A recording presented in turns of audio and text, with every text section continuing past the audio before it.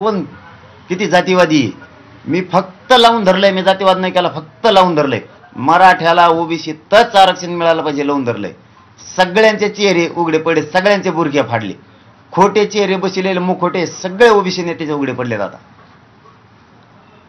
मागे असं म्हटले होते की मंडल आयोगाला चॅलेंज करणार, का नाही करणार? मग तुमच्या नियत म्हणलं आता ती वेळ आली असं आणखीन मी नाही, आणखीन गोर गरीब ओबीसी बांधवांचं वाटोळ करायची माझी इच्छा नाही.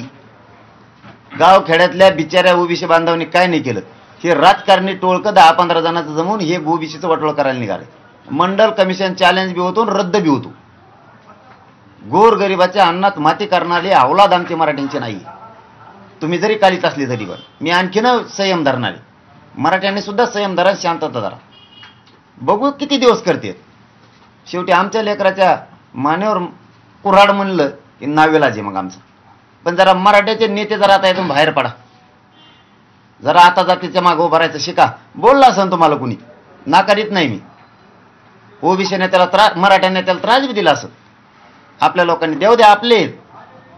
यांच्या त्रासापेक्षा तर कमी आहे. हे तर डायरेक्ट तुमच्या पोराचं मुंडकच छाटा लागले जातीच्या. आपले तरी ढकलते, शिवी देते आणि थोडंच होईल.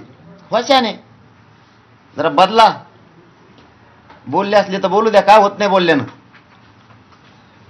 ते तर पुरंच आता काडीच लावायला निघालेत, राखच करायला निघालेत मराठ्याची. ते आंदोलनात जाऊ शकतात ओबीसीचे नेते, मराठ्यांचे सुद्धा येऊ शकतात. याचबरोबर आणखीन एक महत्त्वाचं सांगतो, आता थोडं चेंज करा मराठ्यांच्या समाजाच्या पोरांनी. तुमच्यासाठी महत्त्वाचा संदेश आहे मराठा समाजाच्या पोरांसाठी. आपल्या नेत्याला आता बोलायचं थोडं आपण कमी करा. आपण काय करतोय, आपल्याच नेत्याला जोडितो. आपले नेते नालायक आहेत म्हणून.